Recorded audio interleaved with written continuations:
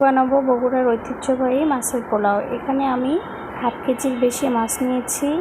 কাঁচামরিচ, পেঁয়াজ কুচি, আদা রসুন বাটা, তেজপাতা, জিরা বাটা, গোটা রসুন, কিছু কাঠ মশলা আর চালটা আমি ধুয়ে রেখেছি।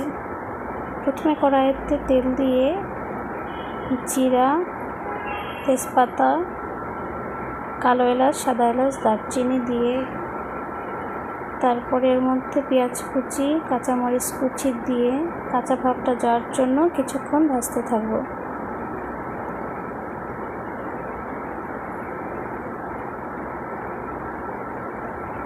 পেঁয়াজ মরিচটা তেলের সঙ্গে বেশি ভাজবো না, কাঁচা ভাবটা যাওয়ার জন্য হালকা ভাজা করতে হবে।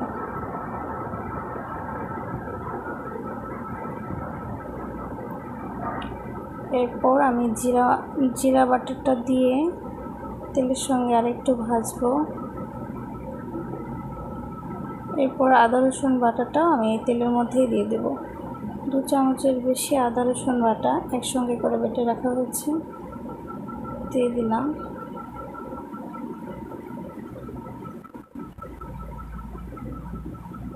তেলের সঙ্গে হালকা একটু ভেজে সামান্য পানি দিয়ে মশলাটাকে আরেকটু কষাবো।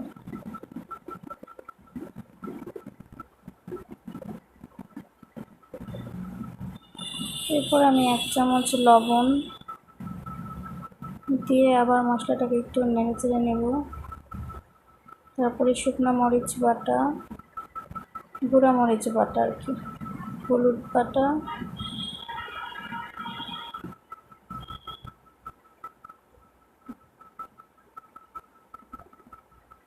তারপর একটু ধনিয়ার গুঁড়া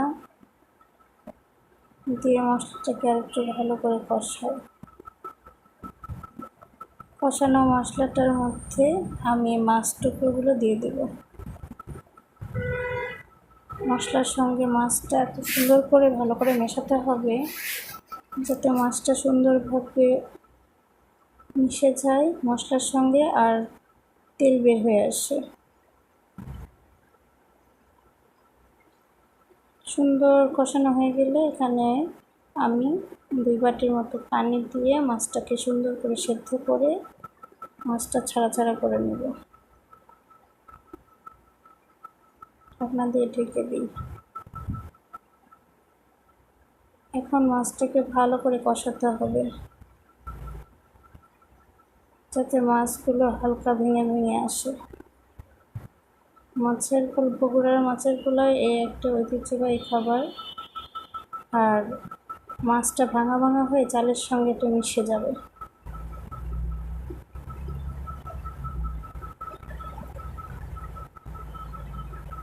মাছটা ভালো করে কষাতে হবে,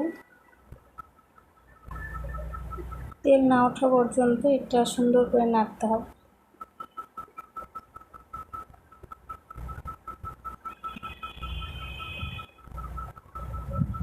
এরকম ভাঙা ভাঙা হয়ে আসলে আমি নামিয়ে অন্য একটা পাত্রে তেল নিয়েছি। তারপরে পেঁয়াজ একটু হালকা বেরেস্তা করে নিচ্ছি। বেরেস্তাটা আমি পোলাওয়ের উপরে ছিটিয়ে দেবো আর কি, অপশনাল না, কেউ না চাইলে না দিতে পারেন। তারপরে একই তেলে আমি চালটা সুন্দর করে ভেজে নেব। আমি এখানে পোলাওয়ের চাল নিয়েছি, এটা ভাতের চাল দিয়েও করা যায়, যে কোনো চিকন ভাতের চাল দিয়ে খেলে এটা বেশি ভালো লাগে। সামান্য একটু আদা রসুন বাটা আমি পোলাও চালের সঙ্গে দিয়ে সুন্দর করে আমি তেলে ভাজবো। চালটা ঝরঝরে না হওয়া পর্যন্ত সুন্দর করে একটু ভাজতে থাকবো আর কি। তারপরে আমি একটা পাত্রে গরম পানি করে নিয়েছিলাম, পোলাও রান্নার মতো করে আর কি। সামান্য একটু গরম পানি দিয়ে চালটাকে আগে ভালো করে মিশিয়ে নিচ্ছি। তারপরে কয়েকটা গোটা মরিচ দিয়ে ওই কষানো মাছটা ওর সঙ্গে দিয়ে দিব।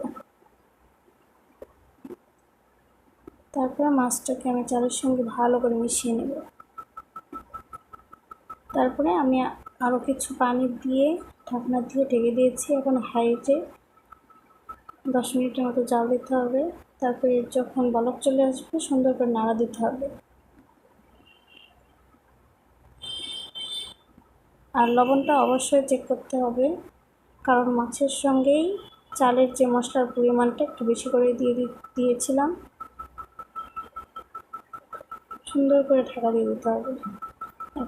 এখন পোলাওটা রেডি প্রায় হয়ে গিয়েছে, সামান্য একটু দানা দানা আছে, তো আমি সুন্দর করে নাড়াচাড়া দিয়ে চেপে ঢেকে দিয়ে দেবো। আমার মাছের পোলাও রেডি। চেপে 10 মিনিট ঢেকে রেখে দিলেই পোলাওটা একদম রেডি হয়ে যাবে। এই সময় একটু উপর দিয়ে ঘি দিয়ে দিতে হবে, আমি ভুলে গিয়েছি ক্যামেরাতে।